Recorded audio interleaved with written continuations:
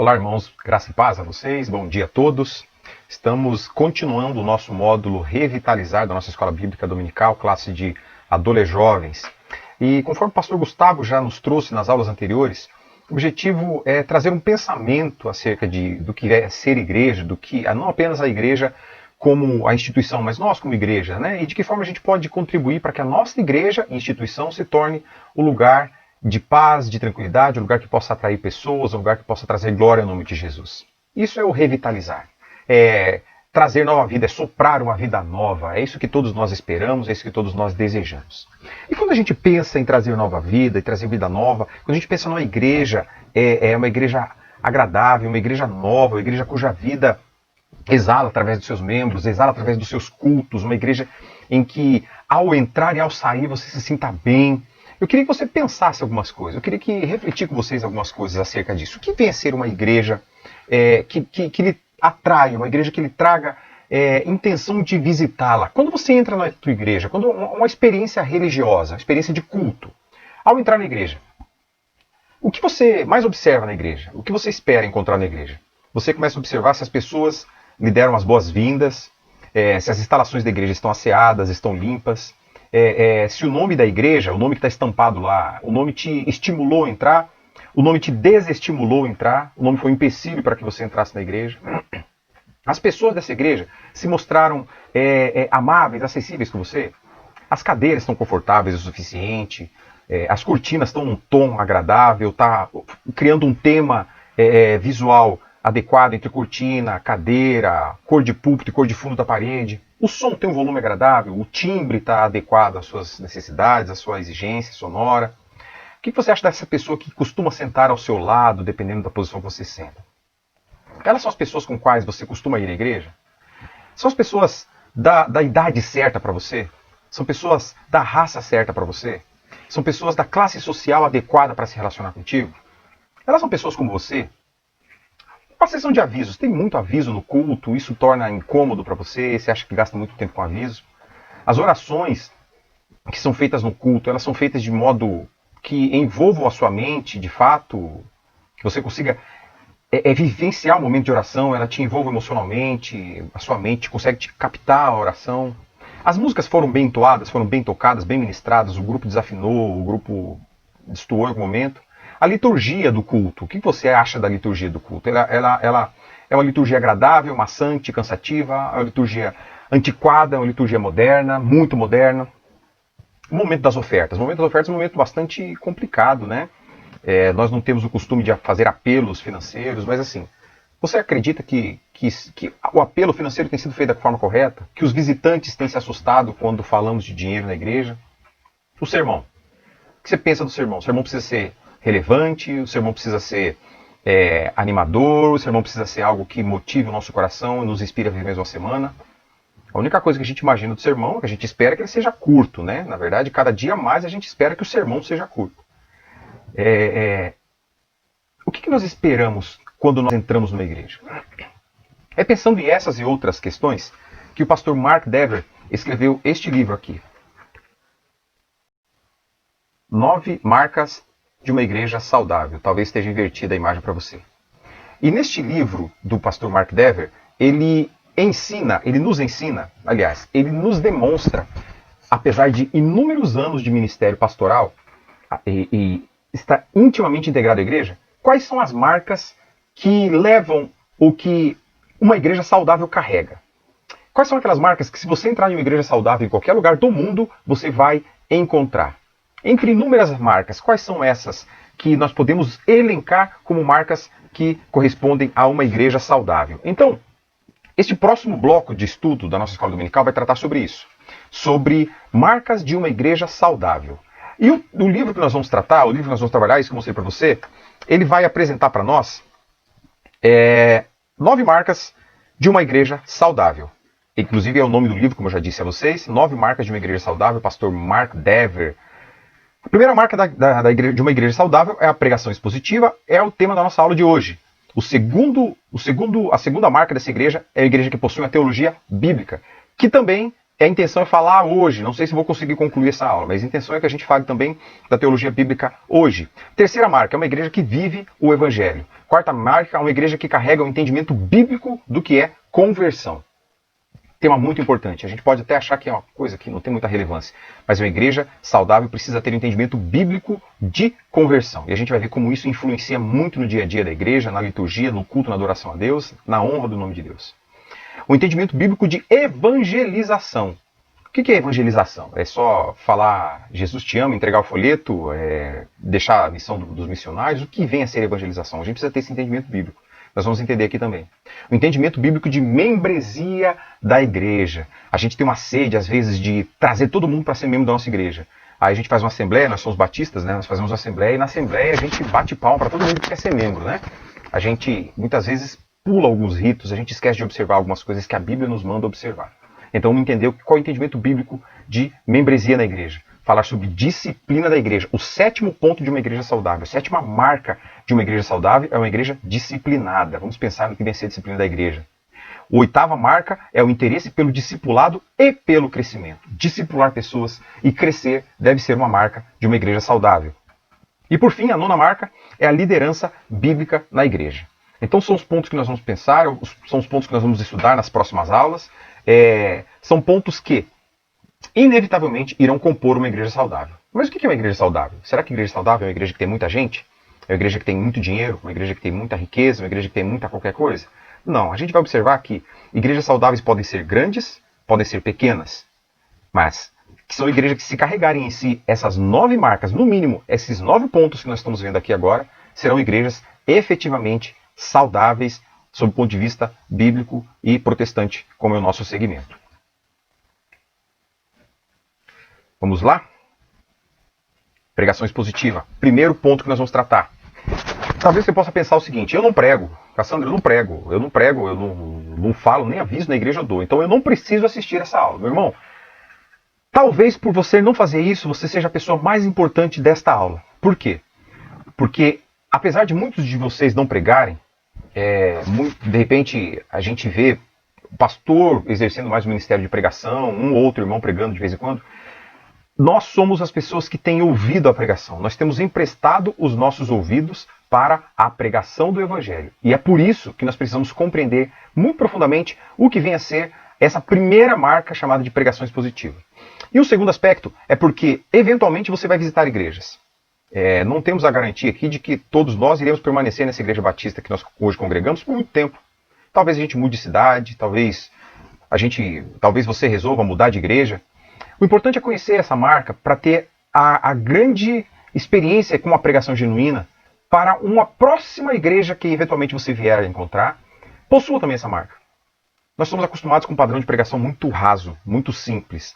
Quando a gente frequenta algumas igrejas, a gente assiste alguns cultos pela internet, a gente vê que a pregação expositiva tem sido abandonada e ela não é nenhuma novidade. Vocês vão observar aqui que ela não é nada novo, nós não estamos trazendo nada novo para vocês, mas é nada mais, nada menos de que uma visão bíblica e diferenciada daquilo que a palavra de Deus chama de pregação. Então o objetivo aqui é, além de demonstrar, apresentar o que vem a ser a pregação expositiva, treinar os seus ouvidos, para que você permita que na sua mente entre apenas aquilo que edifica a igreja através da palavra do Senhor sendo proclamada. Que você não permita que nada além da palavra de Deus entre na sua mente num chamado, num formato de pregação. Então, já adianto que não se trata aqui de uma aula teológica de pregação expositiva, não é um treinamento de pregação expositiva, é uma introdução e uma menção acerca do que vem a ser e da importância da pregação expositiva de uma igreja protestante, uma igreja que professa a fé em Jesus Cristo, o nosso Senhor. Pois bem, então, como introdução, eu quero trazer para vocês aqui alguns entendimentos para que você entenda que não é nada novo.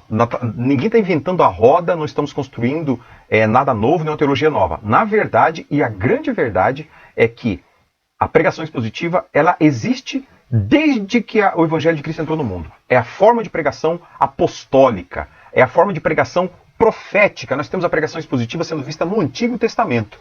O que ocorre é que, de tempos em tempos, as igrejas tendem a mudar algum comportamento de acordo com a sociedade em que ela está inserida.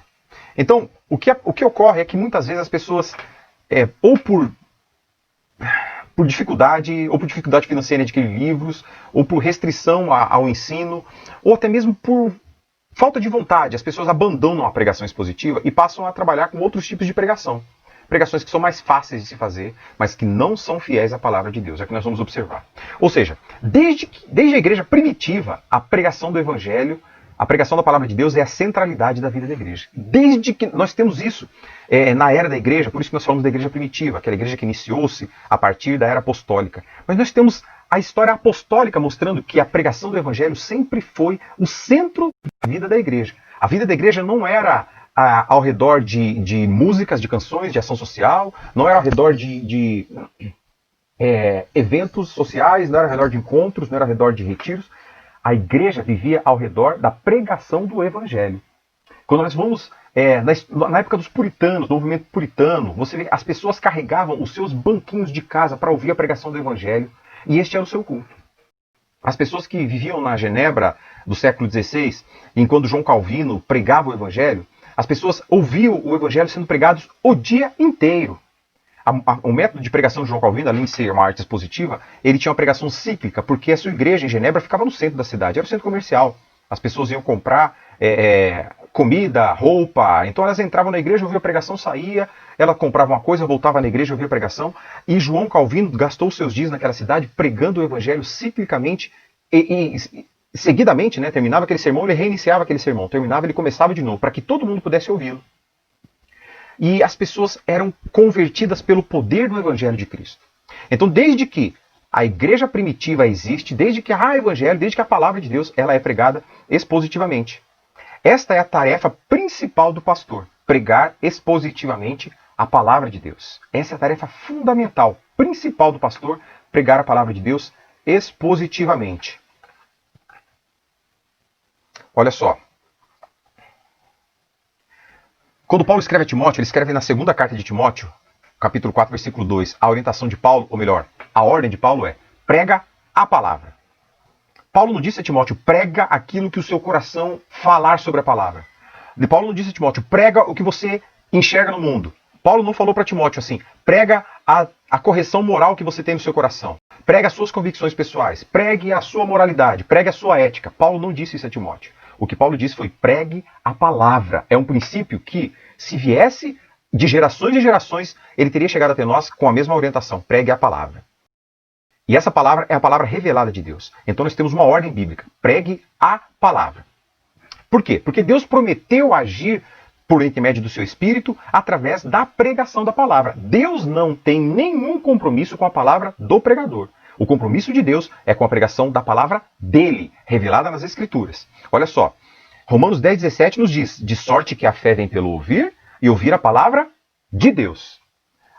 A palavra que é ouvida e a palavra pela qual o Espírito Santo se move e converte o coração das pessoas, não é a palavra do pregador, não é a palavra do pastor, é a palavra de Deus. Então somente ela. Essa é a palavra que transforma a vida das pessoas, não é a palavra do pregador. O pregador, por mais eloquente que seja, ele é capaz de convencer as pessoas. Ele é capaz de emocionar as pessoas. Ele é capaz de levar as pessoas do pranto ao riso em um único culto. Mas ele não tem a competência e o poder para converter e para tirar as pessoas do inferno. Isso o Espírito Santo faz através da pregação da sua palavra. Olha que coisa triste, mas curiosa. Certa feita eu estava conversando com uma pessoa, um pastor de uma grande denominação, muito rica, muito poderosa, financeiramente e em número de pessoas. Esse pastor me contou uma experiência que ele teve em uma das suas igrejas. Ele me disse que chegou a pregar, ele foi para pregar naquela igreja, então acabou o momento de louvores e ele assumiu o púlpito. E ele disse que quando ele assumiu o púlpito, ele decidiu não usar a Bíblia para pregar. Quando ele me disse isso, eu imaginei assim: poxa, que benção, irmão, tem o texto pregado, o texto gravado na mente, decorou o texto, né? Mas para minha surpresa, a informação que ele me trouxe, o testemunho que ele me deu, o testemunho que ele me deu, foi de que ele usou uma história mesmo, uma história de que quando houve um grande terremoto em Portugal, e que os muros caíram, e muita gente morreu, e a história é uma história muito bonita, a história não tem comprovação histórica de que existe, mas é uma história muito bonita. E é uma história que diz que ao final dessa história, o rei de Portugal estava sem saber o que fazer. E aí o rei de Portugal conversou com o seu general e perguntou a esse general assim: o que faremos agora para solucionar a nossa situação? Nós morremos, as pessoas morreram, o exército todo morreu, os muros estão destruídos, as pessoas estão morrendo de doença e de fome. O que vamos fazer? E aí o general disse a ele: a primeira coisa que vamos fazer é fechar os nossos muros para evitar que alguém entre. E aí ele fez uma aplicação muito bonita, que nós temos que fechar as nossas portas para o diabo, impedir que o diabo entre na nossa vida, e conseguiu fazer essa ligação. A segunda coisa que ele disse foi enterrar os nossos mortos, para que não haja doença, para que as pessoas não fiquem olhando para esses mortos e fiquem lembrando e tendo tristeza. Precisam fortalecer as pessoas, precisam enterrar os mortos. E aí a aplicação que ele fez sobre enterrar os mortos é que nós devemos deixar o nosso passado para trás. Não devemos carregar o nosso passado conosco. Sepultar, abandonar o nosso passado. E a terceira orientação que esse general deu ao rei de Portugal seria cuidar dos vivos. Ou seja, fechar os portões, reconstruir os muros, fechar as aberturas, sepultar os mortos e cuidar dos vivos. Cuidar dos vivos representa cuidar do seu irmão, que você tem que cuidar dele porque ele está vivo, ele precisa do seu cuidado. História muito bonita, que talvez fosse possível de ser aplicada. Mas o evangelho de Cristo não foi pregado. E ao final, para minha surpresa, ele disse assim: meu irmão, quando terminou a pregação, a igreja inteira estava chorando. A igreja inteira estava em prantos. Meus irmãos, esse tipo de história pode ser ouvido em qualquer ambiente. No ambiente de treinamento empresarial, no ambiente de capacitação de vendas ou de motivação de equipe. Contudo, o púlpito não é um ambiente para isso. O púlpito é o lugar onde a palavra de Cristo deve ser pregada para que o morto ressuscite, para que o fraco fortaleça suas pernas, para que o doente seja curado da sua doença espiritual, para que o morto, para que o perdido seja salvo pelo evangelho de Cristo. A história foi muito bonita, muito motivante.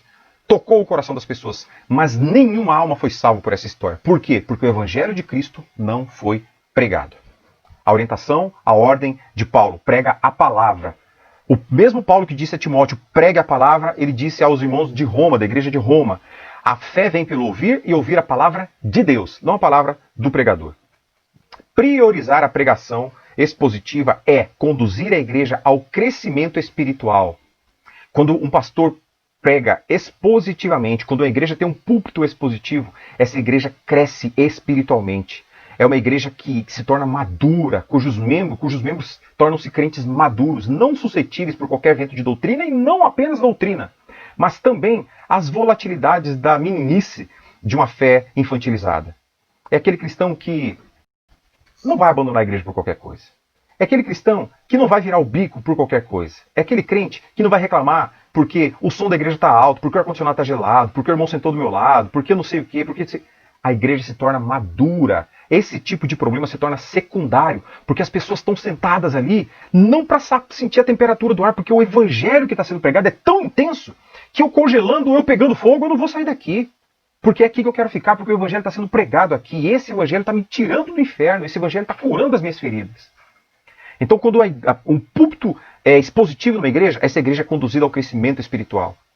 Mas não somente este, ao crescimento quantitativo, bem como permite que os seus membros se tornem maduros na fé. Meus irmãos, que paraíso uma igreja de pessoas maduras na fé. Uma igreja de pessoas que não vão perder a sua comunhão por causa de um jogo de futebol, porque o político A ou o político B ganhou, porque a camisa de um é azul, outra vermelha, porque o irmão usa o cabelo assim assado, porque o irmão usa o boné, porque o irmão usa o brinco, porque o irmão tem tatuagem. Uma igreja madura é uma igreja que tem o evangelho acima de qualquer coisa. E que tem o amor de Cristo sendo proferido. É a igreja, por isso que o Mark Dever coloca a pregação expositiva como a primeira marca, mas não somente a primeira. O Mark Dever, o autor do livro, ele vai dizer que essa é a marca mais importante de uma igreja. A pregação expositiva. Tudo começa pelo púlpito. Tudo começa pelo púlpito. É o púlpito que vai dar o tom da igreja. É o púlpito que vai dar o toque da igreja, vai dar o ritmo da igreja. E por que ele disse que é a marca mais importante? Porque se uma igreja não houver, se nesta igreja, se neste púlpito não existir a pregação expositiva, todos os demais pontos serão inevitavelmente prejudicados. Por isso ele vai alertar essa importância desse púlpito, dessa pregação expositiva como marca principal da igreja. E a pregação expositiva é a marca mais importante de uma igreja saudável, foi o que eu acabei de dizer, fora da ordem, né? A pregação expositiva é a marca mais importante de uma igreja saudável. Pois, a falha na pregação expositiva leva a falha em todas as demais marcas da igreja. Está entendendo por que a matéria não é apenas para pastor? É óbvio que o ideal seria que todos os pastores do mundo pregassem expositivamente. Quer dizer que sempre as pregações serão expositivas? Nem sempre.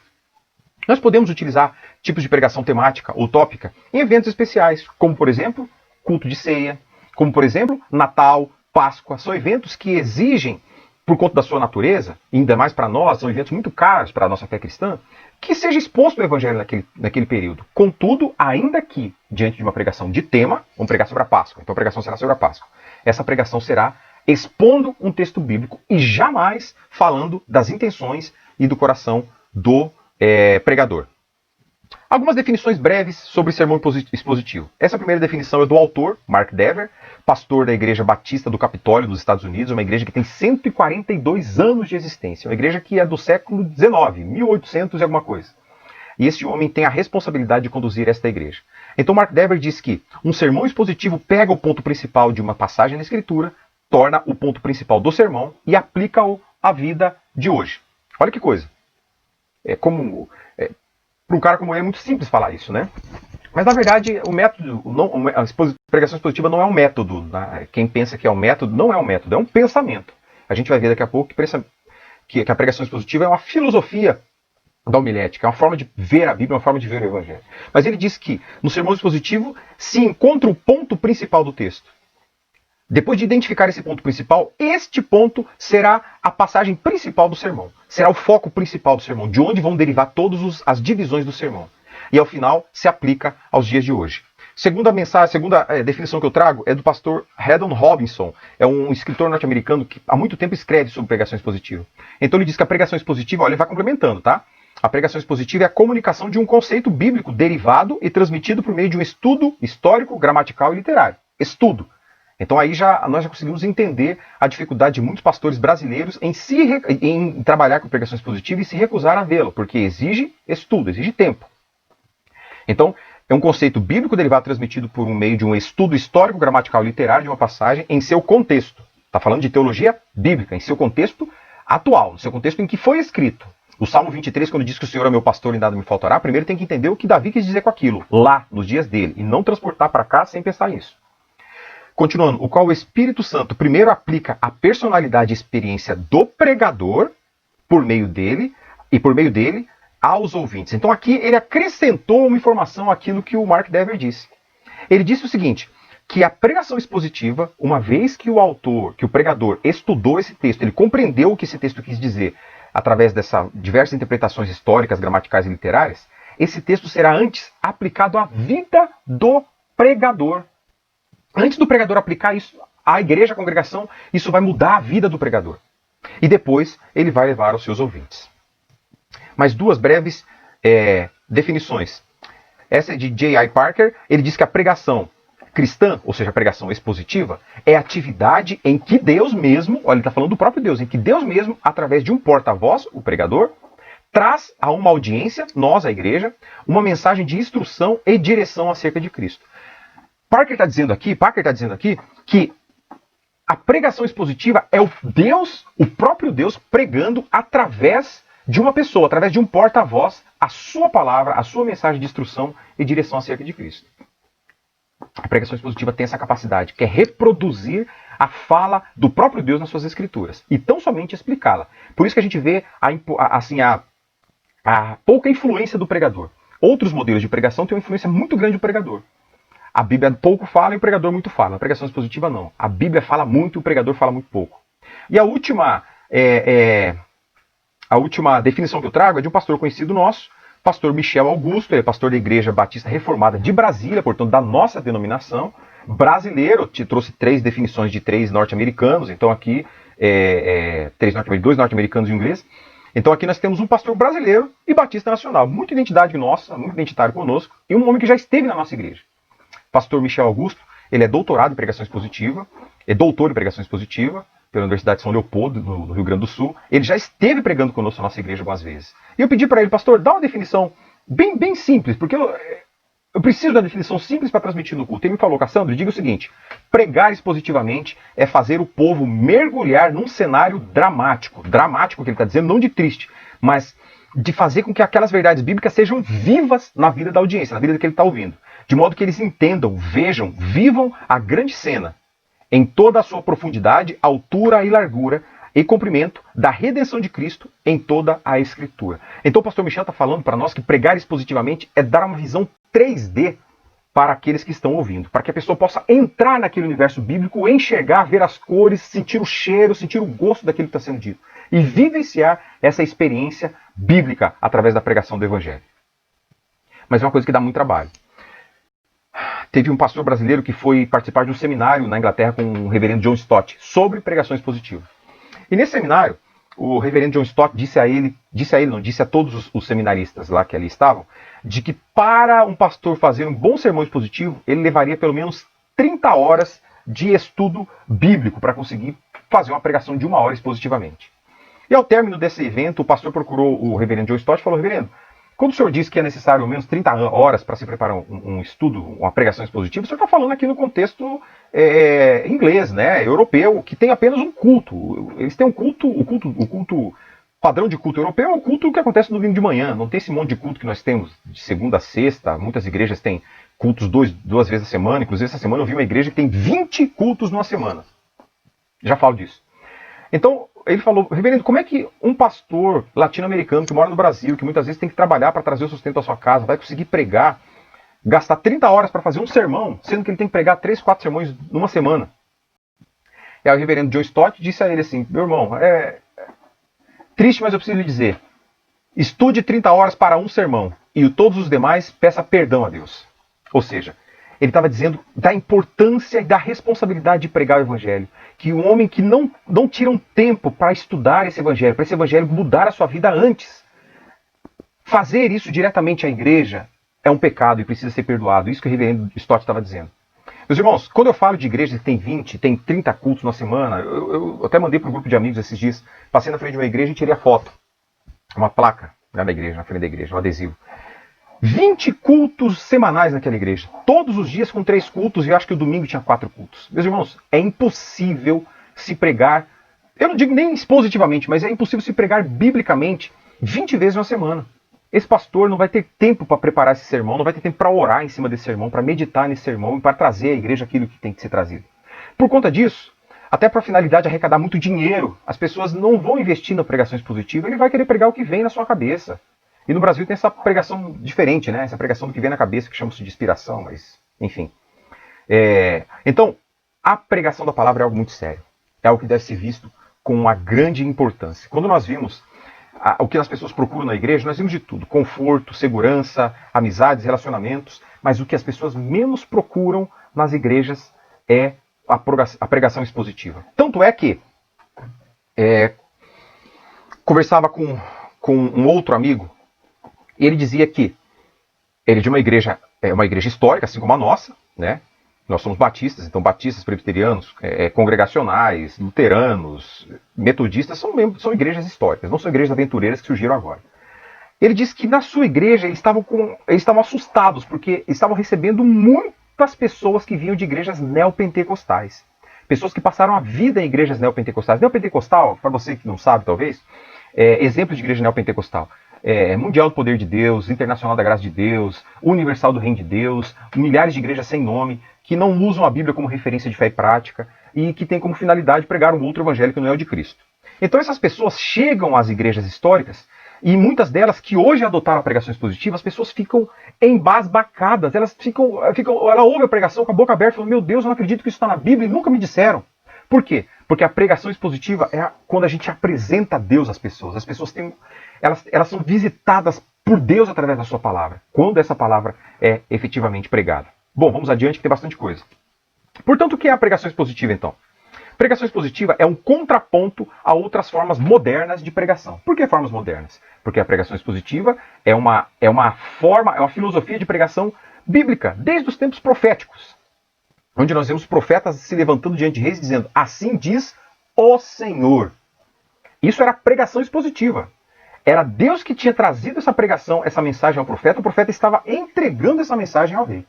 Pessoas de igrejas neopentecostais, ou até pentecostais um pouco menos bíblicas, eles vão dizer que isso é profecia. Quando a pessoa levanta do púlpito e diz assim: servo meu, eis que te digo. Isso não é profecia. A profecia hoje, nós temos a profecia bíblica, aquilo que já está escrito. Se você abrir a Bíblia e disser assim: meu irmão, eis que te digo, e proferir a palavra do Senhor, você está trazendo a palavra profética efetivamente. As pessoas confundem muito porque não leem a Bíblia. Curioso que essa semana passada, foi vinculado as palavras Foi vinculado a um pastor muito conhecido, muito amado e até certo ponto idolatrado por outras pessoas. É uma pessoa que, segundo ele trazia palavras proféticas para Deus e todo mundo. Então ele profetizava sobre muita gente.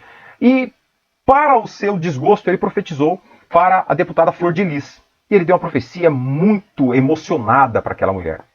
Nada do que ele profetizou se cumpriu. A mulher se provou ser uma falsa pastora, provou ser uma falsa cristã, ser uma mentirosa, uma pessoa que cometia inúmeros crimes e inúmeras atrocidades. Pois bem, esse irmão veio a público depois dizer que o que ele fez não foi uma profecia, e sim que ele liberou uma palavra profética. É uma modalidade nova, que não existe na Bíblia, por óbvio, não existe na Bíblia, mas que as pessoas criaram essa figura chamada de palavra profética.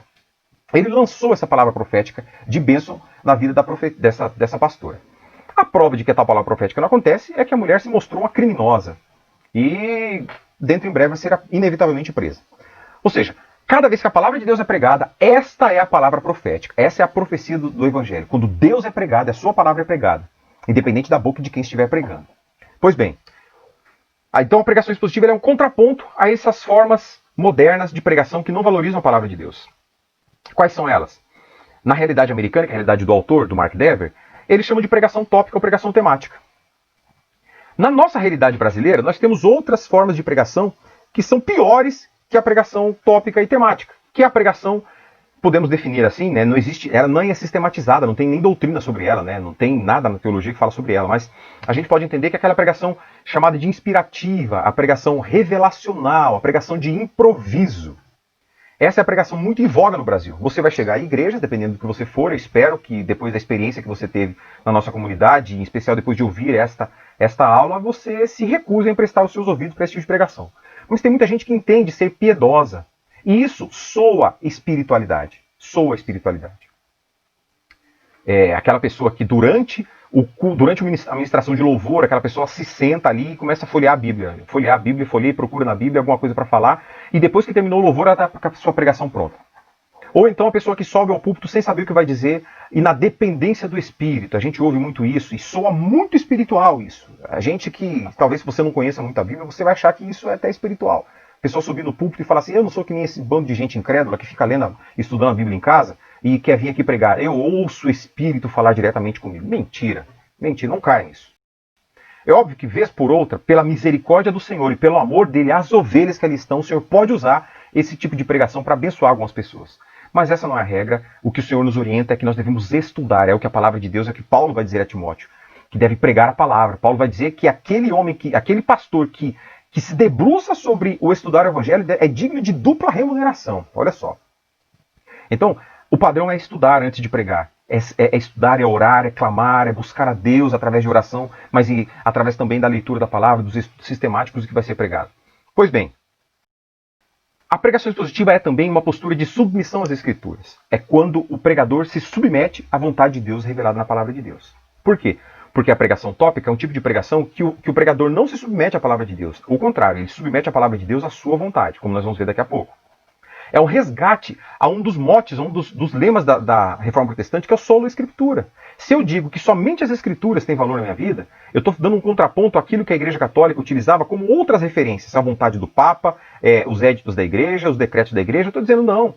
A única coisa que tem valor nesse lugar, nesse púlpito, é a palavra de Deus. Então a palavra de Deus é mais importante que a minha palavra. A partir do momento que eu deixo de falar a palavra de Deus para dizer o que eu estou sentindo, eu não estou mais pregando a palavra de Deus, estou pregando o meu Evangelho. E este é um grande perigo dos púlpitos que nós temos nos dias atuais. Além disso, pregação expositiva é também a prática da fé. Que fé? A fé de que o Senhor se revelará através da sua palavra. O Senhor prometeu e o Senhor cumprirá. Como eu disse no início, a promessa do Senhor e a responsabilidade do Senhor é revelar-se através da sua palavra e não através da palavra do pregador. Então, adiante. Elementos fundamentais da pregação expositiva. Na pregação expositiva é a passagem, é o texto bíblico que governa o sermão. Não são as ideias do pregador. O pregador, quando ele vai estudar o seu sermão, ele não tem o tema, ele não tem o título, ele não tem a ideia. Ele tem apenas o texto diante de si. E ele vai ler esse texto, e esse texto vai dar a tônica da sua pregação. Segundo elemento fundamental, a pregação expositiva é oriundo de um estudo preciso do texto. Ou seja, o pregador vai estudar o texto. Ele vai compreender o que aquele texto quis dizer lá nos dias em que ele foi escrito, isso é teologia bíblica, ele vai entender o que foi escrito lá, ele vai fazer a sua exegese, vai fazer a sua hermenêutica, ele vai entender o significado das palavras, ele vai entender tudo o que está sendo pregado, para que depois ele venha apresentar essa exposição. Tá?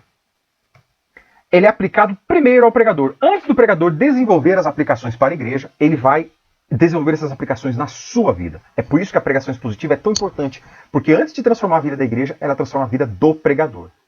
Dentro da pregação temática, aquela que o pregador já vai ler o texto com a ideia do que ele quer falar, nunca haverá transformação na vida do pregador, nem na vida da igreja. Por quê? Porque a igreja sempre estará limitada ao conhecimento que o pregador tinha antes de estudar a palavra de Deus. Quando ele vai abrir a Bíblia no Salmo 91, e ele vai entender o Salmo 91, ele não vai procurar informações novas, porque ele já tem a ideia do que ele vai pregar. Ele só vai procurar justificar a sua pregação com aquele texto. Então, é aplicado primeiro ao pregador, e após isso, é aplicado aos ouvintes. Uma vez que o pregador foi moldado, transformado, amassado, polido pela palavra de Deus, ele vai levar essa revelação para a comunidade do Senhor. E onde na Bíblia que está, Cassandra? Isso que você está falando aí de pregação expositiva. Você está falando esse negócio aí, mas eu não sei. Onde que a Bíblia fala de pregação expositiva? Pois bem, obviamente, o termo, a expressão, não é a expressão que a Bíblia não tinha intenção de criar rótulos para formatos, né? Ela apenas narra fatos. Então nós temos esses fatos narrados. Segundo as Escrituras, Deus realiza o que Ele quer realizar através da sua palavra. Gênesis 1:3 vai dizer para nós que Deus disse, haja luz e houve luz. O segundo texto que nós temos ali, que eu trouxe a referência para vocês, é o texto de Isaías. Isaías 55, versículos 10 e 11. Olha o que o Senhor diz na sua palavra. Versículo 10. Porque assim como descem a chuva e a neve dos céus, e para lá não torna, sem que primeiro reguem a terra, e fecundem, e façam brotar, para dar semente ao semeador, e pão ao que come, assim será a palavra que sair da minha boca. Boca de quem? Do pregador? Não, do Senhor. Não voltará para mim vazia, mas fará o que me apraz, e prosperará naquilo para que a designei. Designei quem? A palavra, e não o pregador. Olha que coisa fantástica que o Senhor está dizendo aqui em Isaías. Deus está mostrando, Deus está revelando um ciclo que mais tarde vai ser estudado na biologia. É o ciclo da água. Aquele ciclo cuja água cai das nuvens, a água irriga a terra, a água volta pelos lençóis freáticos, a água vai para os rios, a água evapora dos rios e volta para as nuvens. Deus está revelando esse ciclo biológico e natural e comparando ele à palavra de Deus. Ele está dizendo, a minha palavra, que sai da minha boca, ela não voltará vazia sem que antes ela cumpra o papel para qual eu a designei.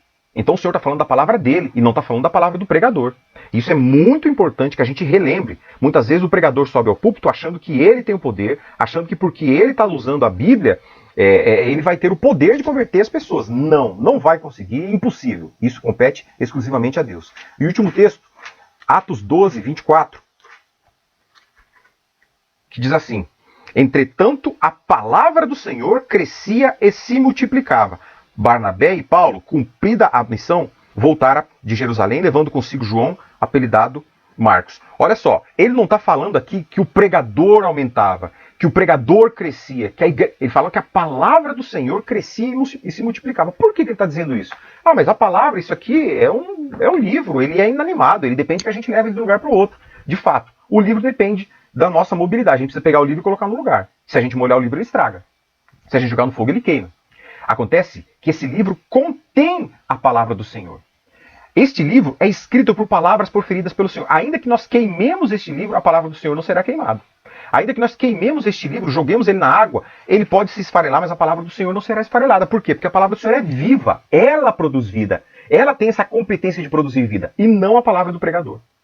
Isso significa que os pregadores querem que seus sermões sejam preenchidos com o poder de Deus. Eles devem pregar o que Deus diz. Se você quer, se o pastor que irá nos ouvir nesse dia, ou se o pastor de qualquer igreja quer que a sua igreja seja viva da palavra de Deus, ele deve pregar essa palavra de Deus. Pois bem, meus irmãos, a Bíblia tem muitos exemplos desse tipo de pregação e ensino. Os sacerdotes levíticos ensinaram. Deuteronômio 33, 10. Eu não vou ler todos os textos, porque eu estou vendo que o tempo já está correndo, então eu vou dar uma acelerada nisso. Mas vamos, exemplo do Antigo Testamento, de que a palavra do Senhor era exposta. Deuteronômio 33, 10 vai nos dizer que Ensinou os teus juízos a Jacó e a tua lei a Israel. Ofereceu incenso às tuas narinas e o local sobre o teu altar. Nós estamos vendo que a palavra do Senhor era ensinada. Era a palavra do Senhor que era ensinada. Não eram os conceitos morais e éticos do pregador. Não era a cosmovisão do pregador, não era a ideologia política dele. Era a palavra do Senhor que era ensinada. Esdras e os levitas leram a lei e deram sentido a ela. Neemias, capítulo 8, versículo 8, um texto que a gente vai ler daqui a pouco, ele vai dizer isso. Eles apresentaram a lei, eles leram a lei para o povo e as explicaram. E o resultado disso foi um avivamento poderoso no meio daquela comunidade. Pedro e os apóstolos expuseram as escrituras e exortaram os seus ouvintes a responderem com arrependimento. Quando a palavra do Senhor é pregada, as pessoas se arrependem dos seus pecados. Não tem nada que você ou eu possamos dizer para as pessoas para se arrependerem. A gente pode usar qualquer tipo de manipulação psicológica. As pessoas podem sentir remorso, mas elas não vão se arrepender, não vão mudar de vida. Isso é competência exclusiva da palavra do Senhor. De outro lado, a palavra do Senhor condena aqueles que falam de sua própria imaginação e não da boca do Senhor, conforme o texto de Jeremias 23:16. Vamos dar uma lida nele. Jeremias 23, nos versículos 16, 18, 21 e 22. Então 16 diz assim, ó. Assim diz o Senhor dos Exércitos, não deis ouvidos às palavras dos profetas que entre vós profetizam e vos enchem de vãs esperanças. Olha aí. Falo de visões do seu coração, não o que vem da boca do Senhor, visões do seu coração. Está falando daqueles profetas que falam do que está dentro de si. Depois o 18. Porque quem esteve no conselho... continua o 17. Dizem continuamente aos que me desprezam, o Senhor disse, paz tereis. E a qualquer que anda segundo a dureza do seu coração, dizem, não virá mal sobre vós. Porque quem esteve no conselho do Senhor e ouviu a sua palavra... Quem esteve atento à sua palavra e a ela atendeu, versículos 21 e 22. Não mandei esses profetas, todavia eles foram correndo. Não lhes falei a eles, contudo profetizaram. Mas, se tivessem estado no meu conselho, então teriam feito ouvir as minhas palavras ao meu povo e o teriam feito voltar do mau caminho e das maldades das suas ações. O Senhor condena aqueles que falam do seu próprio coração. Olha só, então nós não estamos apenas diante de uma negligência do pregador que não prega a palavra de Deus. Nós estamos diante de um pecado, porque o Senhor condena aquele que fala da sua própria imaginação. O que é falar da sua imaginação, irmão? É eu dizer assim, meus irmãos, eu quero falar sobre fé. Então eu vou falar sobre fé, eu vou pegar o texto dos heróis da fé que está lá em Hebreus e vou falar esse texto. Acontece que quando eu faço isso, eu não estou dizendo o que a Bíblia está dizendo. Eu estou forçando a Bíblia a dizer aquilo que eu quero que ela diga, porque eu já tinha essa informação na minha mente. E eu apenas fui buscar subsídios da Bíblia para falar sobre isso. Agora, se você leu o texto de Hebreus e aquele texto falou com você, aquele texto, você compreendeu aquele texto, ele te ensinou, ele te mostrou as verdades, aí você está apto a expor essas verdades àquele que você vai falar de Cristo. Pois bem, irmãos, vamos acelerar aqui. Tipos comuns de pregação. Quais são os tipos mais comuns de pregação que nós temos nas igrejas atuais? Primeiro, é a pregação temática, a pregação tópica. É aquela pregação que eu já mencionei algumas vezes. Nela, o pregador define o título, o tema da pregação. Primeira coisa que o pregador faz é isso. Definir o título, o tema. É muito comum quando você vai pregar em outra igreja, você fala assim, pastor, você quer que eu pregue sobre o quê? Aí o pastor fala, eu quero que você pregue sobre o amor. Uma vez eu fui pregar numa igreja, uma igreja sobre um evento de casais. Um jantar de casais. Então, óbvio, a pregação deveria ser direcionada para esse tipo de público. Então, óbvio, exige uma pregação temática. Como eu falei, ocasiões especiais, como um casamento, como a Páscoa, o Natal, como eventos que exigem temas específicos. Mas ainda assim, a pregação temática, quando baseada em um texto, e quando a partir de um texto ela pode ser expositiva. Mas aqui nós estamos falando de uma temática raiz, né? Essa bem desprovida de subsídios bíblicos. Então, na pregação temática, é o pregador quem define o título. É o pregador que define o tema antes mesmo de entrar na Bíblia. A pregação é construída a partir de um tema previamente decidido. Ou seja, você já deve ter ouvido isso. É aquela frase muito comum quando a gente estuda a homilética, que o pregador fala assim, eu já tenho a pregação pronta, só me falta o texto. Ou seja, a pregação foi inteira construída fora do texto. E depois é necessário um texto apenas para justificá-la. Terceiro, o pregador reúne textos bíblicos que tratem do assunto escolhido. Então nós vemos, primeiro o pregador define o tema. Depois o pregador construiu a sua pregação ao redor do tema. E agora ele procura textos para tratarem esse assunto. Meu irmão, não tem como a gente falar que dificilmente alguém que já pregou a igreja não cometeu essa falha. Eu fui líder de jovens muito tempo, não tinha tido instrução bíblica, não tinha tido seminário. Na verdade, no meu seminário, no meu curso de teologia, a forma de pregação que nós estudamos em homilética era a pregação temática. Pregação batista, pregação de 3 pontos, né? 3 pontinhos ali. Você lê o texto, você arranca 3 pontos daquele texto. Mas, logo tive contato com essa pregação expositiva e entendi que era a melhor forma, mais fiel a se pregar as Escrituras. As divisões, continuando a pregação temática, as divisões do sermão dependem do assunto tratado e não da Bíblia. Depende do assunto e não da Bíblia. É aí onde o pregador vai fazer as divisões do sermão. E ao final, o pregador apresenta uma conclusão do tema. Depois do pregador ter definido o tema, definido o título da sua pregação, ter construído essa pregação ao redor desse título, depois ele ter encontrado textos bíblicos que justificam a sua pregação, depois ele ter dividido esse sermão, aí ele apresenta suas conclusões sobre o tema que foi tratado. Aqui eu trouxe para vocês um exemplo de um esboço de um sermão tópico. Se você quiser copiar para usar em algum lugar, não use, né? Porque o ideal não é a gente pregar topicamente, a não ser que seja casos específicos. Mas, um exemplo bem básico que eu trouxe de uma pregação tópica. O tema da pregação, o que Deus faz com o pecado dos salvos? Ou seja, vou pregar sobre o pecado. O pastor Gustavo fala assim, Cassandro, você vai pregar domingo. Eu falo assim, tá bom, pastor, você quer que eu pregue do quê? Eu quero que você pregue sobre o pecado. Então tá bom. O título eu já dei. Na hora que ele falou para mim, Cassandro, prega sobre o pecado, eu já falei assim, então já sei. O que Deus faz com o pecado dos salvos? Primeiro, Deus não se lembra do pecado dos salvos. Aí eu vou lá para Jeremias 31, 34, que os pecados dos salvos são lançados e eu já não me lembro mais. Aí eu lembro que Deus cobriu o pecado dos salvos. Aí eu vou lá para Salmos 32, versículo 1. Aí eu lembro que Deus removeu de nós esses pecados. Aí eu vou justificar com o quê? Salmo 103, versículo 12. Aí eu lembro também que ele os atirou para trás. Deus, conforme Isaías 38, Deus lançou para trás dele os pecados daquele que ele salvou. E por fim, ele nos purificou dos pecados. Contexto de 1 de João, capítulo 1, versículo 7. Meus irmãos, tem mais um ali, ó, que ele lançou os pecados no mar de esquecimento, conforme Miqueias. Meus irmãos, quais são as dificuldades dessa pregação temática? Primeiro, deixa eu voltar aqui para você ver uma coisa.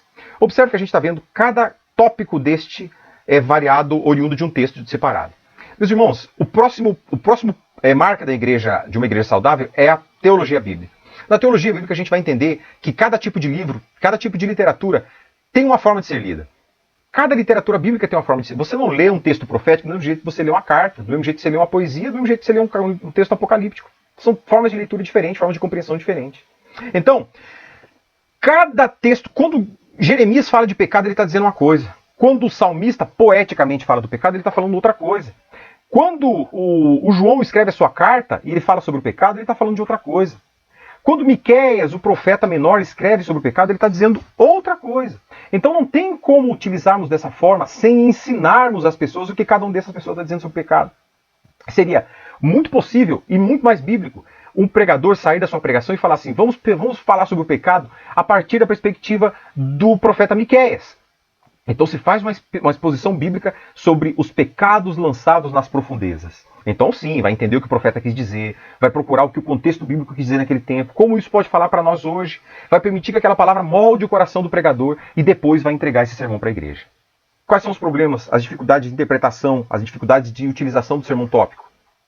A grande influência do pregador do texto. O pregador vai falar muito e a Bíblia vai falar pouco. Ele vai ter muito dele. Lembra o texto que nós lemos de Isaías, que falava do coração? Então, o coração do pregador vai estar naquele tema, porque ele já decidiu o que ele vai falar. E só depois a Bíblia vai entrar. O texto bíblico não tem voz. A Bíblia não fala uma pregação dessa. A Bíblia não vai falar. Quem vai falar vai ser o pregador. Por mais que esse pregador emocione as pessoas, mas é o pregador que está falando. A pregação não vem do texto, e sim é da intenção pré-concebida do pregador. O pregador já tinha a intenção de dizer o que ele queria dizer, apenas justificou versículos para falar. Isso limita o crescimento da comunidade à estatura do pregador. A comunidade nunca vai crescer além daquilo que o pregador já tinha quando ele entrou no texto. Esse é um pecado que o pregador vai estar matando essa comunidade de inanição. As pessoas não vão estar crescendo, não vão estar se alimentando, se desenvolvendo. Isso Mark Dever diz no sermão tópico, o pregador só consegue ensinar aquilo que ele já sabia do texto antes de meditar sobre ele. Na pregação expositiva, o texto molda o pregador. Ele o ensina antes de trazer a mensagem à igreja. Reverendo Nicodemos, ele diz que na pregação expositiva o texto morde, belisca, machuca, fere o pregador antes de fazer isso com a comunidade. E isso é importante, porque para a gente tirar um câncer que está ferindo o nosso corpo, não tem como fazer isso senão arrancando ele. E para se arrancar ele tem que se fazer feridas, tem que se passar por uma cirurgia. É isso que ele está dizendo. O texto tem que machucar, ferir primeiro o pregador, para depois ferir e pregar e curar a igreja. Porque a palavra do Senhor é aquela que fere, mas é aquela que cura. A gente tem muito pregador que só quer curar as pessoas, quer adoçar as pessoas e não fere para curar. Não é o pregador que fere, é a palavra. Então isso é uma coisa que prejudica, diminui a pregação do Evangelho de Cristo. O segundo tipo de pregação é o que nós estamos falando, a pregação expositiva. A diferença é que ela é construída a partir do texto bíblico, seja um versículo, seja uma perícope, que é o pedaço, seja um capítulo, seja um livro. A pregação expositiva ela é construída a partir da pregação. Primeiro, o pregador vai para a Bíblia. O pregador abre a sua Bíblia e ele lê aquele texto. É por isso que uma das formas muito boas, eu acredito, muito agradáveis, que dá muita vida para a igreja, que cura as pessoas, é a pregação expositiva seriada. É aquela que se pega um texto, um livro, e aquele livro é inteiramente exposto à igreja, sequencialmente, bloco a bloco, alguns fazem versículo a versículo, capítulo a capítulo, enfim. Depende muito da experiência do pregador, da competência do pregador.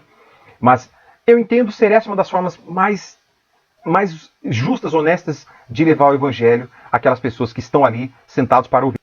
Tipos comuns de pregação. Pregação expositiva. A pregação é construída a partir do texto bíblico. Como eu disse, o pregador entra no texto bíblico e dali ele vai começar a construir toda a sua narrativa de pregação. O pregador se aprofunda no texto em busca do tema central, chamado de ideia exegética. O pregador ele vai tentar compreender não apenas cada versículo que está ali, mas ele vai tentar compreender o que aquela parte do texto tem a dizer. Tudo isso dentro de um texto maior. O texto não pode ser excluído do seu contexto. O texto tem que ser lido e compreendido dentro de um contexto. Muitas interpretações bíblicas são equivocadas porque as pessoas tiram o texto do seu contexto. Eu lembro, muitas vezes a gente foi ensinado a pedir o batismo com o Espírito Santo, porque o texto de Mateus dizia que viria o Senhor que batizaria com o Espírito Santo e com o fogo. Então os pastores diziam assim, você quer se batizar com o Espírito Santo? Pede para Deus te batizar com fogo. Mas irmãos, aquele texto de Mateus não está falando isso. Aquele texto de Mateus está dizendo que o Espírito Santo virá, que o Cristo virá e batizará com o Espírito Santo e com o fogo. Ele está fazendo um comparativo entre a eternidade e o inferno, porque o contexto diz isso. O contexto diz que o Senhor separará para si no celeiro o seu trigo e o Senhor colocará o joio no fogo, a palha, né, no fogo inextinguível. E depois ele fala, esse texto, que batizará com o Espírito Santo e com fogo. Então, o texto não está falando de uma coisa boa. É por isso que é importante a gente estar dentro do contexto. Por isso que o pregador ele vai se aprofundar no texto em busca dessa temática central.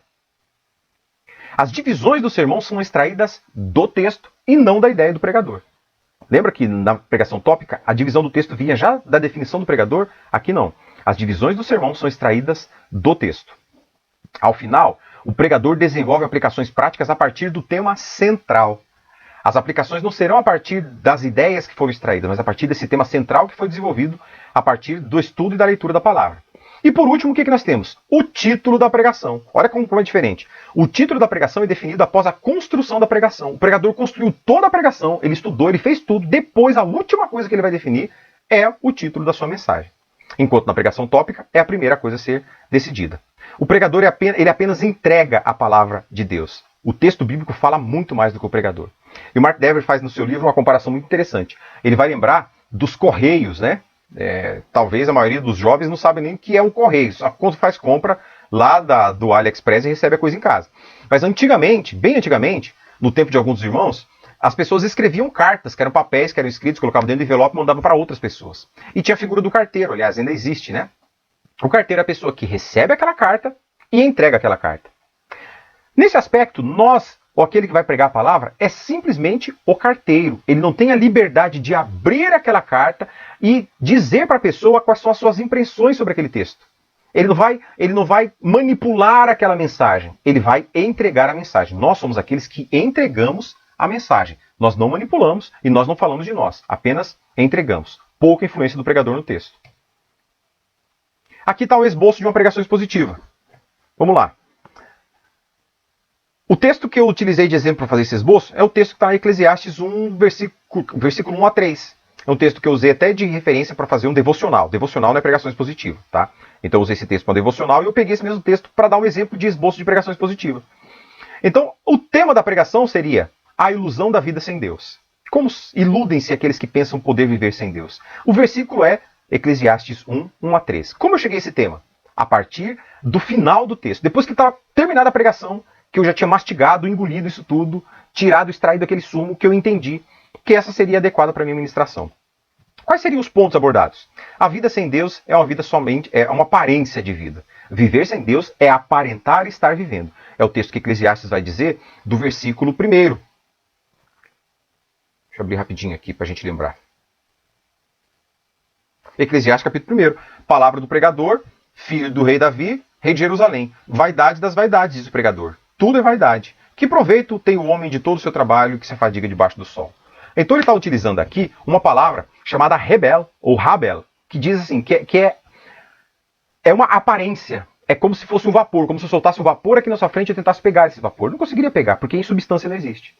Então, o pregador está dizendo isso, que viver debaixo do sol, ele vai até esse pedaço. Que a vida daquele homem que vive debaixo do sol é uma vida de aparência, de aparente vida, mas que não existe. É como o Senhor, como João, quando escreveu uma das cartas ao Apocalipse, não lembro se da Odisseia, não faz memória agora, a Odisseia acho que não. Que ele diz assim, você tem a aparência de estar vivo, mas você está morto. Aquele que vive longe da presença de Deus tem a aparência de estar vivo, mas na verdade é um sopro, é uma fumaça.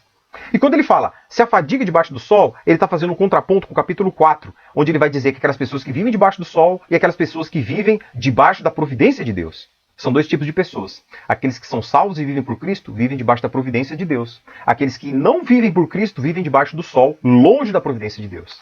Então, diante desse texto, eu diria que a vida sem Deus é somente uma vida de aparência. Uma aparência de vida. Assim como aquela igreja do Apocalipse tem fama de estar vivo, mas de fato está morto. Diria ainda que não há pagamento suficiente para os que se afadigam longe de Deus. Esses que trabalham diuturnamente longe de Deus, que não estão debaixo da presença de Deus, eles vão trabalhar e nunca haverá o que lhe pague a sua satisfação pessoal, aquele vazio que as pessoas dizem ser interior, aquela insuficiência de motivos para viver, porque ele está longe do Senhor. Mas eu diria ainda que a vida de Deus, a vida sem Deus, não tem sentido ou razão de ser. É o que ele diz, vaidade das vaidades, tudo é vaidade. Tudo é aparência, não tem substância, não tem razão de ser. Uma vida que não contempla a existência de Deus na eternidade é uma vida que não tem razão de existir.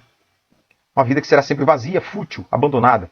Desse texto estaria algumas aplicações. Por exemplo, arrependa-se de viver debaixo do sol. Seria um apelo à comunidade. Meu irmão, se arrependa dessa vida onde você excluiu Deus dos seus pensamentos. Se arrependa de uma vida onde você excluiu Deus da sua vida. Onde você excluiu Deus da sua família, excluiu Deus da sua família. Se arrependa dessa vida, volte-se para Deus e coloque Deus novamente no centro de tudo isso que você chama de vida. Diria ainda mais, dedique sua vida ao Senhor e tenha sentido nos seus dias. Independente do que você faz, independente do que você faz para viver, independente do tipo de família que você tem, dedique tudo isso a Deus e tenha sentido nos seus dias. E por fim diria, dedique o seu trabalho ao Senhor e receba dele a satisfação dos seus dias. Quando o seu trabalho for dedicado ao Senhor, o seu salário não será o pagamento dele. O seu salário será apenas um meio para você subsistir diante daquilo que Deus planejou para a sua vida. Mas, quando você viver e colocar Deus como prioridade do seu trabalho, Ele será o seu chefe, Ele será o seu patrão e os seus dias terão sentido. Esse é o formato que eu diria simples de uma pregação expositiva, onde a Bíblia foi respeitada, a palavra de Deus foi absolutamente respeitada e não houve mágoa ou mácula nenhuma ao Evangelho de Cristo. Meus irmãos, olha só, eu ia ler todo o texto, mas eu não vou ler todo esse texto, porque não dá tempo, já estou com 1 hora e pouco de aula. Mas eu peguei um texto bíblico, na verdade esse texto não fui eu que construí esse exemplo. Esse exemplo eu peguei de um seminário que eu assisti do reverendo Hernandes, falando sobre, reverendo Nicodemos, falando sobre pregação expositiva. Então aqui nós vemos o mesmo texto bíblico sendo pregado de modo tópico e de modo expositivo. E o texto é o texto de 1 Coríntios, capítulo 3, versículo 1 a 10, que já foi inclusive tema de música. Esse texto diz, ainda que eu fale a língua dos homens e dos anjos, se não tiver amor, serei como o bronze que soa, ou como o símbolo que retine. E ele discorre esse texto, falando que o amor, que eu possa fazer qualquer coisa que tiver, e se eu não tiver amor, nada disso vai ser suficiente. E no final ele diz assim, o amor jamais acaba, mas havendo profecias desaparecerão, havendo línguas cessarão, havendo ciência passará. Porque em parte conhecemos, em parte profetizamos. Quando, porém, vier o que é perfeito, então aquilo que é em parte será aniquilado. Vamos ver como esse texto seria pregado de uma forma tópica? No sermão tópico, o título do sermão seria O mais importante é o amor. O pastor fala assim, Cassandro, vai lá pregar no aniversário de casamento do irmão fulano de tal. Então tá bom. Aí o Cassandro vai fazer o sermão tópico. Ele fala, vou pregar sobre casamento, tem que falar sobre amor, vou falar sobre o quê? Ah, o mais importante é o amor. Claro, o mais importante é o amor. Mais importante é o amor. Que texto que eu vou usar para falar que o mais importante é o amor? Ah, mas o texto está lá. Ainda que eu fale a língua dos anjos e dos homens, se não tiver amor, nada serei, né? Como diria o Renato Russo. Então, eu vou escrever sobre esse texto. Então, tudo bem, vamos lá. Os meus tópicos seriam, o amor é uma virtude necessária, óbvio. Aí eu vou dizer assim, é preciso amar as pessoas como se não houvesse um amanhã. E os irmãos iam dizer amém, porque os irmãos não sabem quem falou essa frase, mas os irmãos iam dizer amém. E o circo ia continuar andando. Então eu ia falar, irmão, o amor é uma virtude que precisa, todo mundo precisa ter amor, as pessoas precisam se amar, as pessoas têm que se amar. O senhor que está completando um ano de casamento agora tem que amar a sua esposa, precisam se amar. Aí o segundo ponto, quem ama vive mais feliz, né? O segundo, discorrendo o primeiro tópico, né? Quem ama vive mais feliz. Aí talvez trouxesse informações da neurociência, que diz que aquela pessoa que ama tem um coração melhor, tem baixo colesterol e papapá. Enfim. Segundo ponto, o amor é uma virtude em falta. E para discorrer sobre o amor que é uma virtude em falta, o Cassandra diria assim, o mundo vive nessa guerra por falta de amor. As pessoas estão se matando, o pai está matando o filho está matando o pai, a pastora está matando o marido, porque ela disse que separar não podia, porque ia ofender a Deus, então matar o marido pode. Ela tá, não pode, né? Mas ela disse. Então, o amor tá vivendo, o mundo está vivendo esse sofrimento porque não tem amor, tem que amar as pessoas. Os pais matam filhos por falta de amor. Ou seja, terceiro ponto, o amor é uma virtude que precisa ser cultivada. Ou seja, meu irmão, você que está completando seu casamento, vocês que estão me ouvindo, vocês precisam cultivar o amor não vai nascer naturalmente na sua vida, você precisa exercitar ele, precisa cultivar o amor, para que você possa amar mais profundamente as pessoas. O amor é uma decisão diária, você precisa decidir amar. Você não vai esperar sentado, o amor não vai chegar para você. Você precisa decidir e escolher amar. Então, essa seria uma exposição tópica sobre o amor. Bem rápido, bem sensato, bem sucinta, né? Só para você entender um pouquinho do que a diferença entre uma pregação tópica e uma pregação expositiva. Você observou que na pregação tópica não foi falado nada do contexto em que aquela carta foi escrita, em que esse texto foi escrito. Isso vai ser observado apenas na pregação expositiva, que é o exemplo que eu vou dar agora para você. Então o que acontece? Aí o cara fala assim, Cassandro, prega na minha igreja nesse domingo, porque a minha igreja está tendo muita briga, a igreja está tendo muito conflito, as pessoas estão brigando demais. Então precisa de uma pregação sobre isso. Aí, quem que fala sobre isso? Paulo, quando ele escreve aos Coríntios, 1 Coríntios capítulo 13, versículos de 1 a 10. O amor é a solução para uma igreja dividida. Por quê? Porque o texto foi escrito para a igreja dos Coríntios, porque era uma igreja que estava em pé de guerra, era uma igreja que brigava, a igreja estava brigando. Por quê? Porque os irmãos exerciam dons, e por exercer esses dons, ao contrário do que acontece hoje, é uma igreja que tinha muito dom. Então, por exercer todos esses dons, uma pessoa se achava melhor do que outra, uma achava que tinha que ter prerrogativas melhores do que outra. E é uma igreja que brigava demais por causa disso, tinha partidos dentro dessa igreja. Olha só que coisa. Então, quando você tem essa visão, quando você entende isso que o texto te ensinou, você já vai pregar, você já vai construir essa sermão de uma forma diferente. Qual seria o primeiro tópico? O amor é superior aos dons espirituais. Ele está falando lá, quando Paulo escreveu lá no começo do texto que nós vimos, né? Ele fala, ainda que eu fale a língua dos homens e a língua dos anjos. Ele está usando uma figura de linguagem que leva ao extremo, né? Porque observe, quando o anjo vem falar com as pessoas, em todos os relatos bíblicos, o anjo usa a linguagem humana, né? Então ele está falando, do mesmo jeito que ele fala, ainda que eu lançasse meu corpo a ser queimado, ele não vai lançar o corpo a ser queimado. Mas ele usa essa linguagem exagerada, justamente para levar a nossa mente a entender o absurdo da coisa. Então ele diz ali, 1 Coríntios 13, ainda que eu fale a língua dos anjos, se não tiver amor, serei como o bronze que soa o símbolo que retine. Ainda que eu tenha o dom de profetizar, conheça todos os mistérios e toda a ciência. Ainda que eu tenha fé para transportar o monte, se não tiver amor, nada serei. Ainda que eu distribua todos os meus bens. Olha aí, está percebendo os dons? Dom de línguas, dom de profecia, dom de misericórdia. Aqui ele está falando do dom, o dom da fé, está falando aqui o dom da doação, o irmão que tem o dom da caridade, né? Ainda que eu distribua todos os meus bens entre os pobres, entregue tudo isso para meu corpo a ser queimado, se não tiver amor, nada me aproveitará. O que ele está dizendo é isso? O amor é superior aos dons espirituais. Então o que nós poderíamos dizer isso aí? Meu irmão, não importa, isso o próprio reverendo diz, não importa quantas línguas você fala, o importante é se você ama a tua mulher. Não importa se você profetiza, o importante é se você ama o teu filho. Não importa se você tem o dom de fé, mas se você não pode trair tua mulher. Ou seja, o amor é superior aos dons. A segunda coisa que eu diria nesse texto, o que é o amor? Ele vai dizer do versículos 4 ao 7, que ele diz as características do amor, que ele é paciente, benigno, não tem ciúmes, não se fica com raiva, não se ensoberbece, não se conduz de forma inconveniente, não procura os seus interesses pessoais antes do próximo, não se exaspera, não se ressente do mal, não se alegra com a injustiça. Ele vai dar várias características do amor. Então, ensinar aquela igreja que está em pé de guerra acerca do que é o amor bíblico, de como tratar uma igreja com divisões, é o foco desse texto, é o foco desse verso. E no final ele diz que o amor dura para sempre, versículos 8 a 13. Ele diz assim, o amor jamais acaba. O que ele está dizendo? Havendo profecias, elas desaparecerão. Havendo línguas, elas cessarão. Havendo ciência, ela passará. Porque em parte conhecemos, em parte profetizamos. Quando vier o que é perfeito, então o que é em parte será aniquilado. Por que ele está dizendo isso? Por que ele está falando que havendo línguas cessarão, ciência passará? em parte conhecendo, profetizando. No 13 ele ainda fala assim, ó, pois agora permanecem fé, esperança e o amor. Esses três. Porém, o maior deles é o amor. Por que ele está falando isso? Porque tudo que nós vivemos e esperamos é Cristo e a nossa eternidade com Cristo. Quando Cristo vier, a gente não precisa mais ter fé, porque a fé é o firme fundamento de coisas que a gente não vê, mas que a gente espera. Não é? A gente não precisa, porque a gente vai ter Cristo. A gente não vai ter esperança de que Cristo virá, porque ele já veio. A única coisa que vai sobrar na nossa eternidade é o nosso amor pelo nosso Senhor e pelos irmãos que estarão conosco. Então, dito isso, eu iria para as aplicações desse texto. A primeira delas que eu sugeriria é, antes de buscar os seus dons espirituais, irmão, você que quer ser muito espiritual, você que quer ser muito melhor que o outro que é espiritual, antes de você buscar os seus dons espirituais, ame a sua esposa, ame o seu marido, ame os seus filhos, ame o seu irmão. Lógico, o conceito de amor precisa ser bem trabalhado, porque tem gente que acha que amor é você ficar bajulando quem faz coisa errada, né? É você ficar passando a mão na cabeça de gente mau caráter. Isso não é amor, isso é negligência, isso é pecado. A Bíblia condena esse tipo de conduta. A Bíblia diz que as pessoas que são mau caráter têm que ser tratadas pela igreja e têm que aceitar a disciplina da igreja. Aliás, aceitar a disciplina da igreja é uma marca muito importante daqueles que são cristãos genuínos. Vai estar lá na disciplina da igreja, tá? Vai estar lá. Então, antes de buscar os dons espirituais, ame a sua esposa, ame o seu marido, ame o seu irmão. Mostre o amor antes de você exercitar os dons.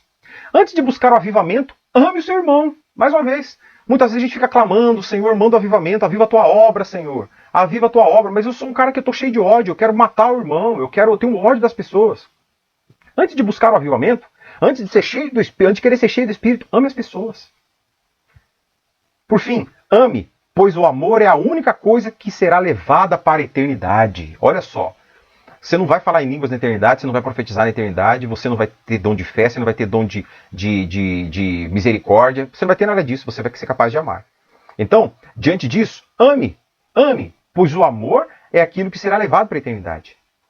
Então o apelo seria o seguinte, se tem uma coisa contra algum irmão aqui, vai lá e se acerte com ele. Você brigou por causa do partido, por causa do voto, você brigou por causa do time, você brigou por causa da comida, você brigou por causa disso, daquilo outro. Vai lá e se acerte com o irmão.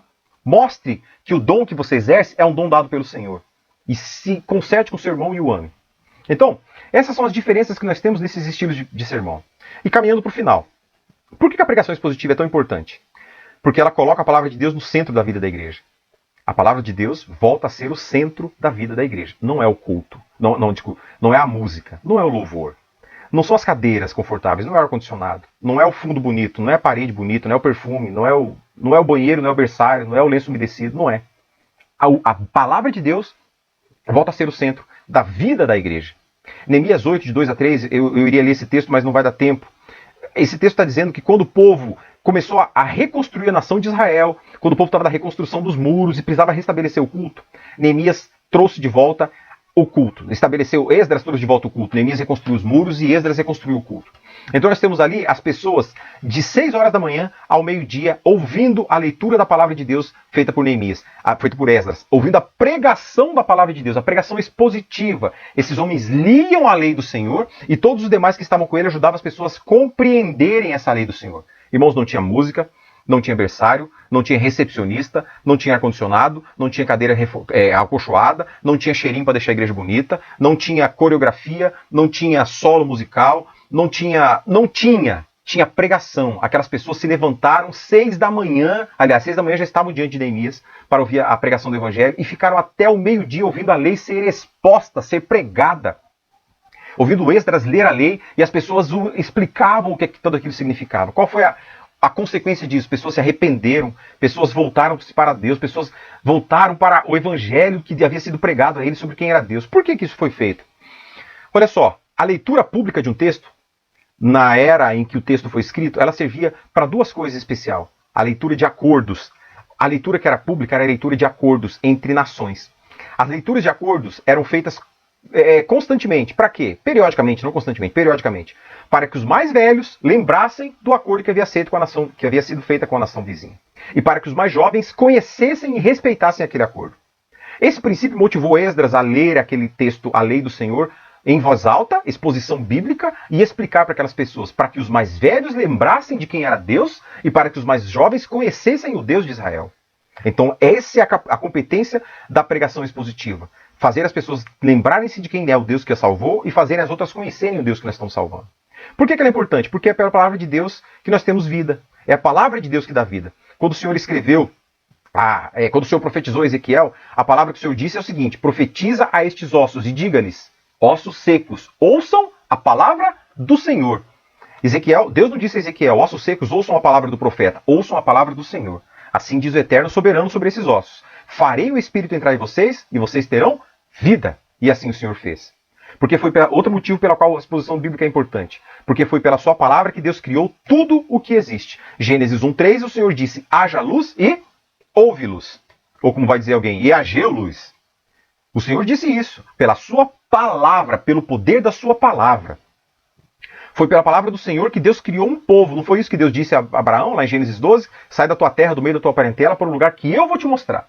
E de você eu vou fazer uma geração tão grande, uma nação tão grande, quanto mais gente do que as estrelas do céu e do que as areias da praia. Então, pela palavra de Deus, ele criou um povo. Pela palavra de Deus, ele dá vida. Pela palavra de Deus, ele criou o que nós vemos. Pela palavra de Deus, ele criou um povo. Pela palavra, Jesus se tornou carne. João 1:1 diz, no princípio era aquele que era a palavra. Ele estava com Deus e ele era Deus. E ele se tornou carne. Por fim, é pela palavra de Deus que nós recebemos vida espiritual.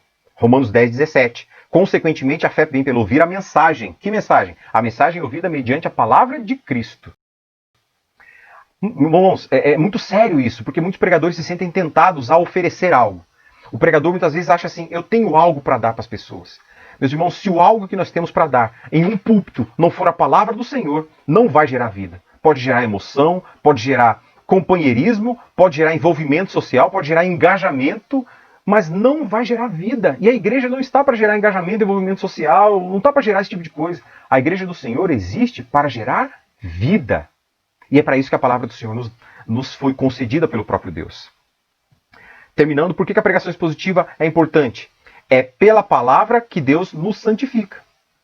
Então, meus queridos, não apenas nos deu vida, mas é a palavra do Senhor que nos santifica, que nos purifica dos nossos pecados. Você lembra que o Senhor Jesus, quando ele fala acerca do batismo, ele diz que você não precisa mais ser batizados, porque vocês já estão lavados pela palavra do Senhor. Ou seja, nós somos lavados, é a palavra do Senhor que nos lava, é a palavra do Senhor que nos santifica, que arranca de nós os pecados. Mas para isso, essa palavra precisa ser pregada. Se não houver quem pregue a palavra do Senhor, as pessoas não serão santificadas. A salvação veio pela palavra, pela pregação da palavra. De repente a pessoa ouviu uma pregação lá em outra era, um sermão, uma exposição bíblica que a levou, que a convenceu, que o Espírito Santo a converteu. Mas ela precisa ser purificada, precisa ser santificada. E essa santificação e purificação vem por meio dessa pregação expositiva. Ele usa a palavra para nos santificar, ele usa a palavra para nos fazer crescer. Jesus repreendeu Satanás usando a palavra. Foi pela palavra que Jesus disse, não só de pão viverá o homem. O Salmo 119, 105 diz que a palavra do Senhor é a lâmpada para os nossos pés e a luz para os nossos caminhos. Jesus disse, santifica-os na verdade, porque a tua palavra é verdade. Falou para Deus isso, na sua oração. Santifica-os na verdade, porque a tua palavra é verdade. Jesus não falou a palavra do pregador é a verdade, a palavra do pastor, do professor é a verdade. A palavra de Deus é a verdade. Uma igreja saudável ouve a voz de Deus, mas uma igreja saudável continua a ouvi-la. Meus irmãos, terminando, efetivamente, a pregação expositiva é importante porque a palavra de Deus é o que nos convence, nos converte, edifica, santifica o povo de Deus.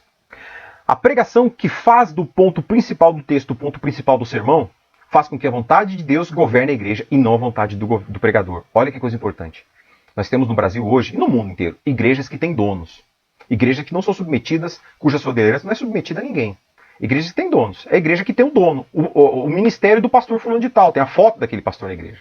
É aquele tipo, como nós falamos do exemplo da pastora assassina, né? É o ministério dela, a igreja dela. Ela se submete a quem? Quando ela peca, quem vai curar seus pecados? Quem é que vai doutriná-la? Quem vai discipliná-la? Quem?